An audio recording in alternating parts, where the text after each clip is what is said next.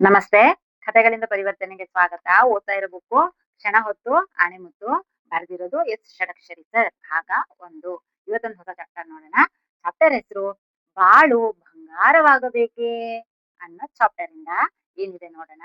ಇದೊಂದು ದಂತಕತೆ. ಬುದ್ಧ ಭಗವಾನರು ಒಂದು ರಾತ್ರಿ ಒಬ್ಬ ಬಡ ಮೀನುಗಾರರ ಮನೆಯಲ್ಲಿ ಆಶ್ರಯ ಪಡೆದು ಅಲ್ಲೇ ಆತಿಥ್ಯವನ್ನು ಸ್ವೀಕರಿಸಿದರು. ಅಂದ್ರೆ ಆ ಬಡ ಮನೆಗೆ ಒಬ್ಬ ಬಡವ ಇರ್ತಾನೆ, ಮೀನುಗಾರ, ಅವನು ಮೀನ್ ಹಿಡಿತಿರ್ತಾನೆ. ಅವನ ಮನೆಯಲ್ಲಿ ಬುದ್ಧ ಭಗವಾನ್ ಅವ್ರ ಮನೆಯಲ್ಲಿ ಈ ರಾತ್ರಿ ಉಳಿದು ಊಟವನ್ನ ಅಲ್ಲೇ ಮಾಡಿ ಅಲ್ಲೇ ಮಲ್ಕೊಂಡಿರ್ತಾರೆ. ಬೆಳಗ್ಗೆ ಎದ್ದು ಹೊರಡುವಾಗ ಏನಂತ ಕೇಳ್ತಾರೆ? ಭಕ್ತಿಯಿಂದ ನಮಸ್ಕರಿಸಿದ. ಅವನಿಗೆ ನಿಮ್ಮ ಆತಿಥ್ಯದ ಧನ್ಯವಾದಗಳು ಅಂತ ಹೇಳ್ತಾರೆ. ಅಂದ್ರೆ ಬೆಳಗ್ಗೆ ಎದ್ದು ಹೊರಟಲ್ವಾ ಭಗವಾನು, ನೀವು ನನ್ನನ್ನು ಚೆನ್ನಾಗಿ ನೋಡ್ಕೊಂಡ್ರಿ, ಅತಿಥಿ ಸತ್ಕಾರ ಚೆನ್ನಾಗಿ ಮಾಡಿದ್ರಿ, ನಿಮಗೆ ಧನ್ಯವಾದಗಳು, ನನಗೆ ಆಸರೆ ಕೊಟ್ಟಿದ್ದಕ್ಕೆ, ಊಟ ಕೊಟ್ಟಿದ್ದಕ್ಕೆ ಅಂತ ಭಗವಾನ್ ಬುದ್ಧ ಅವರಿಗೆ ಥ್ಯಾಂಕ್ ಯು ಹೇಳ್ತಾರೆ. ಆಗ ಬುದ್ಧ ಏನಂತ ಕೇಳ್ತಾರೆ? ನಾನು ನಿಮಗೆ ಏನನ್ನು ಕೊಡಬಲ್ಲೆ ಅಂತ ಕೇಳ್ತಾರೆ ಭಗವಾನ್ ಬುದ್ಧ ಮೀನುಗಾರನಿಗೆ. ಅವನೇನ್ ಕೇಳ್ತಾನೆ? ಸ್ವಾಮಿ, ತಾವು ಮಹಾಪುರುಷರು, ನಾನು ಬಹಳ ಬಡವ, ನನಗೆ ತುಂಬಾ ಬಂಗಾರ ಬೇಕು ಅಂತ ಹೇಳಿ ಆ ಮೀನುಗಾರ ಭಗವಾನ್ ಬುದ್ಧನ ಹತ್ರ ಕೇಳ್ತಾನೆ. ಭಗವಾನರು ನಸು ನಗುತ್ತಾ ಏನ್ ಹೇಳ್ತಾರೆ? ನಾನು ನಿಮಗೆ ಬಂಗಾರವನ್ನು ನೇರವಾಗಿ ಕೊಡಲಾರೆ, ಅದಕ್ಕಾಗಿ ನೀವು ದುಡಿಯಬೇಕಾಗುತ್ತದೆ. ಸಮುದ್ರದ ದಂಡೆಗೆ ಹೋಗಿ, ಅಲ್ಲಿ ಸಾವಿರಾರು ಕಪ್ಪೆ ಚಿಪ್ಪುಗಳು ಬಿದ್ದಿರ್ತವೆ. ಅವುಗಳಲ್ಲಿ ಒಂದು ಮಾತ್ರ ಸ್ಪರ್ಶಮಣಿ. ನೀವು ಅದನ್ನು ಹುಡುಕಿ ತೆಗೆದು ಕಬ್ಬಿಣಕ್ಕೆ ಸೋಕಿಸಿದರೆ ಆ ಕಬ್ಬಿಣ ಬಂಗಾರವಾಗುತ್ತದೆ. ಹೋಗಿ ಹುಡುಕಿಕೊಳ್ಳಿ ಅಂತ ಹೇಳಿ ಇಂಡೈರೆಕ್ಟ್ ಆಗಿ, ಅಂದ್ರೆ ಡೈರೆಕ್ಟ್ ಆಗಿ ಬಂಗಾರ ಕೊಡಕ್ ಆಗಲ್ಲ ಅಲ್ವಾ, ಹಾಗಾಗಿ ಬುದ್ಧ ಅವನಿಗೊಂದು ಉಪಾಯ ಐಡಿಯಾ ಕೊಡ್ತಾರೆ. ಈ ತರ ಮಾಡು, ನಿನ್ ಬಂಗಾರ ಸಿಗುತ್ತೆ, ನೀನ್ ಶ್ರೀಮಂತ ಆಗ್ಬೋದು ಅಂತ ಹೇಳಿ ಭಗವಾನ್ ಬುದ್ಧ ಅವರಿಗೆ ಹೇಳ್ತಾರೆ. ಆಗ ಭಗವಾನ್ ಬುದ್ಧ ಹೇಳ್ತಾರೆ, ನಿಮ್ಗೆ ಎಷ್ಟು ಬೇಕೋ ಅಷ್ಟು ಬಂಗಾರವನ್ನ ನೀವು ಮಾಡ್ಕೋಬಹುದು ಅಂತ ಹೇಳಿ ಬುದ್ಧ ಹೇಳ್ತಾರೆ. ಹೇಳಿ ಆ ಮನೆಯಿಂದ ಹೋಗ್ತಾರೆ. ಈತ ಮೀನುಗಾರ ಒಂದು ಕಬ್ಬಿಣದ ಮೊಳೆ ತೆಗೆದುಕೊಂಡು ಸಮುದ್ರದ ದಂಡೆಗೆ ಓಡ್ತಾನೆ. ಬುದ್ಧ ಆ ಕಡೆ ಹೋಗ್ತಿದ್ದಂಗೆ, ಹೇಳಿದ್ರಲ್ವಾ ಬುದ್ಧ, ಸಮುದ್ರದ ದಂಡೆಗೆ ಬೇಕಾದಷ್ಟು ಕಪ್ಪೆ ಚಿಪ್ಪಿದಿರ್ತವೆ, ಅದ್ರಲ್ಲಿ ಮಾತ್ರ ಒಂದು ಚಿಕ್ಕ ಸ್ಪರ್ಶಮಣಿ ಇರುತ್ತೆ, ಅದನ್ನ ಯಾವ್ದಕ್ ನೀನ್ ಕಬ್ಬಿಣಕ್ ಮುಟ್ಟಿಸ್ತೀಯ ಅದು ಕಬ್ಬಿಣ ಬಂಗಾರ ಆಗತ್ತೆ ಅಂತ ಹೇಳಿರ್ತಾರಲ್ವಾ. ಬುದ್ಧ ಆ ಕಡೆ ಹೋಗ್ತಿದ್ದಂಗೆ ಅವ್ನು ಕಬ್ಬಿಣದ ಮೊಳೆ ತಗತಾನೆ, ಸಮುದ್ರಕ್ಕೆ ಓಡ್ ಹೋಗ್ತಾನೆ ಆ ಮೀನುಗಾರ. ಸಮುದ್ರದ ದಡಲೆಲ್ಲ ಸುತ್ತಾಡಿ ಚಿಪ್ಪುಗಳನ್ನ ಸಂಗ್ರಹಿಸಿದ. ಆಳವಾದ ಸಮುದ್ರದ ಪಕ್ಕದಲ್ಲಿ ಹೆಚ್ಚು ಜನ ಓಡಾಡುತ್ತಿರುವುದನ್ನು ಕಂಡು, ಎಲ್ಲಿ ಜನ ಓಡಾಡಲ್ಲ ಅಲ್ವಾ ಅಲ್ಲಿ ಹೋಗಿ ಕುಳಿತುಕೊಳ್ತಾನೆ. ಒಂದೊಂದಾಗಿ ಚಿಪ್ಪನ್ನು ಬಲಗೈಯಲ್ಲಿ ತೆಗೆದುಕೊಳ್ಳುವುದು, ತನ್ನ ಎಡಗೈಯಲ್ಲಿದ್ದ ಮೊಳೆಗೆ ಉಜ್ಜೋದು. ಬಲಗೈಯಲ್ಲಿ ಕಪ್ಪೆ ಚಿಪ್ ತಗೊಳ್ಳೋದು, ಎಡಗೈಯಲ್ಲಿ ಮೊಳೆ ಹಿಡ್ಕೊಂಡಿರ್ತಾನಲ್ವಾ ಅದಕ್ಕೆ ಉಜ್ಜೋದು. ಅಂದ್ರೆ ಸ್ಪರ್ಶಮಣಿ ಯಾವ್ದು ಅಂತ ಕಂಡಿಡಿಬೇಕಲ್ವಾ ಅವನು, ಹೀಗೆ ಮಾಡ್ತಾನೆ. ಅಯ್ಯೋ ಇದು ಬಂಗಾರ ಆಯ್ತಾ ಅಂತ ನೋಡೋದು, ಉಜ್ಜೋದು, ಅಯ್ಯೋ ಇದು ಕಬ್ಬಿಣದ ಮಳೆ ಬಂಗಾರ ಆಯ್ತಾ ಅಂತ ನೋಡೋದು, ಹೀಗೆ ಮಾಡ್ತಾ ಇರ್ತಾನೆ. ಅಯ್ಯೋ ಇದು ಸಾಮಾನ್ಯ ಚಿಪ್ಪು, ಅಯ್ಯೋ ಇದು ಸಾಮಾನ್ಯ ಚಿಪ್ಪು, ಅದಕ್ಕೆ ಇದು ಮಳೆ ಬಂಗಾರ ಆಗ್ತಾ ಇಲ್ಲ ಅಂತ ಹೇಳಿ ತೀರ್ಮಾನಿಸಿ ಅದನ್ನ ಸಮುದ್ರಕ್ಕೆ ಎಸೆಯೋದು. ಹಿಂಗ್ ತಕೊಳ್ಳೋದು, ಆ ಕಬ್ಬಿಣಕ್ಕೆ ಹಿಂಗ್ ಸ್ಪರ್ಶ ಮಾಡೋದು, ಅದ್ ಕಬ್ಬಿಣ ಬಂಗಾರ ಆಗ್ಲಿಲ್ಲ ಅಂದ ತಕ್ಷಣ ಸಮುದ್ರಕ್ಕೆ ಎಸೆಯೋದು ಚಿಪ್ಪನ್ನ. ಹೀಗೆ ಮಾಡ್ತಾ ಇರ್ತಾನೆ, ತುಂಬಾ ಹೀಗೆ ಮಾಡ್ತಾನೆ ಹೋದ. ಬರುತ್ತಾ ಈ ಕಾರ್ಯ ಯಾಂತ್ರಿಕ ಆಗ್ಬಿಡುತ್ತೆ. ಬರೀ ಮಾಡೋದು ಎಸೆಯೋದು ಹಿಂಗೆ ಆಗುತ್ತೆ. ತುಂಬಾ ಬಳಲಿಕೆ ಆಗುತ್ತೆ. ಆದರೂ ಕಾರ್ಯ ಮುಂದುವರಿಸ್ತಲೇ ಇದ್ದ. ಒಮ್ಮೆ ನೋಡಿದಾಗ ಗಾಬರಿ ಆಯ್ತು ಅವನಿಗೆ. ಯಾಕಂದ್ರೆ ಎಡಗೈಯಲ್ಲಿದ್ದ ಮೊಳೆ ಆಲ್ರೆಡಿ ಬಂಗಾರ ಆಗ್ಬಿಟ್ಟಿದೆ. ಅವನು ಗಮನಿಸೇ ಇರಲ್ಲ, ಬರೀ ಉಜ್ಜೋದು, ಆಗಿಲ್ಲ ಅನ್ನೋದು ಎಸೆಯೋದು, ಉಜ್ಜೋದು, ಆಗಿಲ್ಲ ಅನ್ನೋದು ಎಸೆಯೋದು. ಆಲ್ರೆಡಿ ಅದ್ರಲ್ಲಿ ಅಷ್ಟು ಚಿಪ್ಪನ್ನ ಅವನು ಉಜ್ಜಿದ್ನಲ್ವಾ, ಅಷ್ಟು ಚಿಪ್ಪು ಒಳಗ ಆಲ್ರೆಡಿ ಆ ಸ್ಪರ್ಶಮಣಿ ಚಿಪ್ಪು ಆಲ್ರೆಡಿ ಅವ್ನಿಗೆ ಸಿಕ್ಕಿರುತ್ತೆ.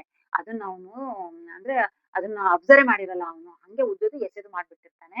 ಆಲ್ರೆಡಿ ಆ ಮಳೆ ಬಂಗಾರ ಆಗಿರುತ್ತೆ. ಅದು ಬಂಗಾರದ ಮಳೆಯಾಗಿ. ಆದರೆ ಅದು ಯಾವ ಚಿಪ್ಪನ್ನು ಮುಟ್ಟಿ ಆಗಿತ್ತೋ ಗೊತ್ತಿಲ್ಲ. ಆ ಚಿಪ್ಪನ್ನು ಆತ ಸಮುದ್ರಕ್ಕೆ ಎಸ್ಬಿಟ್ಟಿದ್ದ. ಉಜ್ಜೋದು ಎಸೆದು ಮಾಡ್ತಿದ್ದ ಅಲ್ವಾ, ಹಾಗಾಗಿ ಅವನಿಗೆ ಗಮನಕ್ಕೆ ಬಂದಿಲ್ಲ ಅದು. ಅಷ್ಟು ಹೊತ್ತಿಗಾಗಲೇ ಆತ ಸಮುದ್ರಕ್ಕೆ ಬಿಸಾಡಿದ್ದ ಸಾವಿರಾರು ಚಿಪ್ಪುಗಳಲ್ಲಿ ಸ್ಪರ್ಶಮಣಿ ಚಿಪ್ಪು ಕೂಡ ಸಮುದ್ರದ ನೀರಿನಲ್ಲಿ ಸೇರಿ ಹೋಗಿತ್ತು. ನಿರಾಶನಾದ ಮೀನುಗಾರ ಭಗವಾನರನ್ನು ಬೈಕೊಳ್ತಾ ತನ್ನ ಹಣೆಬರವನ್ನು ಹಳೆಯುತ್ತಾ ಮನೆಗೆ ಹಿಂದಿರುಗಿದ. ಬಡತನದ ಜೀವನವನ್ನೇ ಮುಂದುವರೆಸಿದ. ಭಗವಾನ್ ಬುದ್ಧ ಹೇಳಿದ್ರು, ಅದನ್ನ ಇವನು ಸರಿಯಾಗಿ ಯುಟಿಲೈಸ್ ಮಾಡ್ಕೊಂಡ್ಲಿಲ್ಲ. ಆದ್ರೂ ಇವನು ಹೇಳಿದ್ದೇನು? ಭಗವಾನ್ರಿಗೆ ಬೈದ. ಏನ್ ಭಗವಾನ್ರೋ ಏನೋ ಹೇಳಿ, ನನಗೆ ಬಂಗಾರ ಕೊಡ್ತೀನಿ, ಅದ್ ಕೊಡ್ತೀನಿ, ಇದ್ ಕೊಡ್ತೀನಿ, ಯಾವ್ದು ಸಿಗ್ಲಿಲ್ಲ, ನನ್ನ ಹಣೆ ಬರನೇ ಇಷ್ಟು, ನನ್ನ ಬಡತನದಲ್ಲೇ ಇದು ಹಿಂಗೆ ಸಾಯೋದಾಯ್ತೇನೋ ಅಂತ ಹೇಳಿ ಬುದ್ಧರಿಗೆ ಬೈಕಂತ ಮತ್ತೆ ವಾಪಸ್ ಹೋಗ್ತಾನವನು. ಮತ್ತೆ ಅವನು ಆ ಬಡತನದ ಜೀವನವನ್ನೇ ಕಂಟಿನ್ಯೂ ಮಾಡ್ತಾನೆ. ಈ ಮೀನುಗಾರ ನಾವೇ ಅಲ್ಲವೇ? ಪ್ರತಿನಿತ್ಯ ಅನೇಕ ಅವಕಾಶಗಳು ನಮ್ಮ ಕೈಗೆ ಸಿಗುತ್ತವೆ. ನಾವು ಅದನ್ನು ಹಿಡಿದರೆ ಹಿಡಿದೆವು, ಬಿಟ್ಟರೆ ಬಿಟ್ಟೆವು. ನೂರಾರು ಸುವರ್ಣ ಅವಕಾಶಗಳನ್ನು ಹೀಗೆ ಬಿಟ್ಟು ಬಿಡುತ್ತೇವೆ ಅಲ್ಲವೇ ನಾವು? ಒಂದೆರಡು ನಿಜ ಜೀವನದ ಉದಾಹರಣೆಗಳು. ರೇಷ್ಮೆ ಸೀರೆ ಅಂಗಡಿಗೆ ಬರುವ ನೂರಾರು ಜನರ ಪೈಕಿ ಬಹಳಷ್ಟು ಜನ ಏನೂ ಕೊಳ್ಳೋದಿಲ್ಲ. ಕೆಲವರು ಸಾವಿರ ಗಟ್ಟಲೆ ಬೆಲೆಯ ಸೀರೆ ತೆಗೆದುಕೊಳ್ತಾರೆ. ಎಲ್ಲೋ ಒಬ್ರು ಲಕ್ಷಗಟ್ಟಲೆ ಸೀರೆಯನ್ನು ಸಹ ಖರೀದಿ ಮಾಡ್ತಾರೆ. ಆದರೆ ಅಂಗಡಿಯವರು ಎಲ್ಲರನ್ನೂ ಲಕ್ಷದ ಗಿರಾಕಿ ಎಂದು ಪರಿಗಣಿಸ್ತಾರೆ. ಅಂದ್ರೆ ಅಂಗಡಿ ನಾವು ಒಂದು ಬಟ್ಟೆ ತರಕೋ, ಒಂದು ಗೋಲ್ಡ್ ತರಕೋ ಏನೋ ಒಂದು ಹೋಗ್ತೀವಿ. ಬಡವರು ಹೋಗ್ತೀವಿ, ಶ್ರೀಮಂತರು ಹೋಗ್ತೀವಿ. ಹಂಗಂತ ಹೋದೋರೆಲ್ಲರೂ ನಾವೇನ್ ತಗೊಂಡ್ ಬರಲ್ಲ. ನೋಡ್ತೀವಿ, ನಮ್ಗೆ ಇಷ್ಟ ಆದ್ರೆ ತಗೋತೀವಿ. ಇಲ್ಲ ಅಂದ್ರೆ ಅಯ್ಯೋ ಜಾಸ್ತಿ ರೇಟ್ ಅಂತ ಹೇಳಿ ವಾಪಸ್ ಬರ್ತೀವಿ.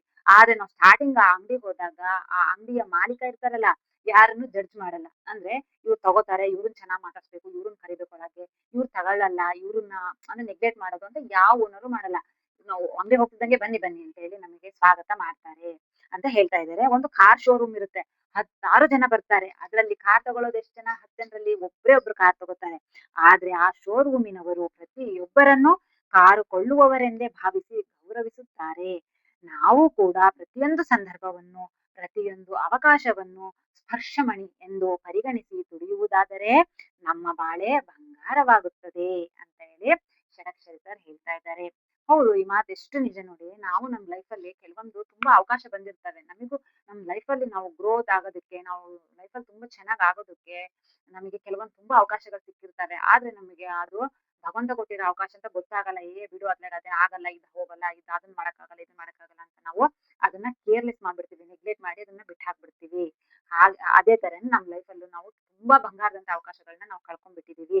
ಆದ್ರೆ ಯಾವಾಗ ನಮಗೆ ಅವೇರ್ನೆಸ್ ಬರುತ್ತೆ, ಓ ಇದನ್ನ ಮಾಡೋದ್ರಿಂದ ನನ್ನ ಲೈಫು ಚೆನ್ನಾಗಾಗುತ್ತೆ, ಗ್ರೋತ್ ಆಗುತ್ತೆ ಅಂತ ಹೇಳಿ ನಾವು ಯಾವಾಗ ಅವೇರ್ನೆಸ್ ಇಂದ, ಜ್ಞಾನದಿಂದ ಅದನ್ನ ನೋಡ್ತೀವಿ, ಆಗ ನಮ್ಮ ಲೈಫು ಬಂಗಾರ ಆಗತ್ತೆ ಅಂತ ಹೇಳಿ ಷಡಕ್ಷರಿ ಸರ್ ಹೇಳ್ತಾ ಇದ್ದಾರೆ.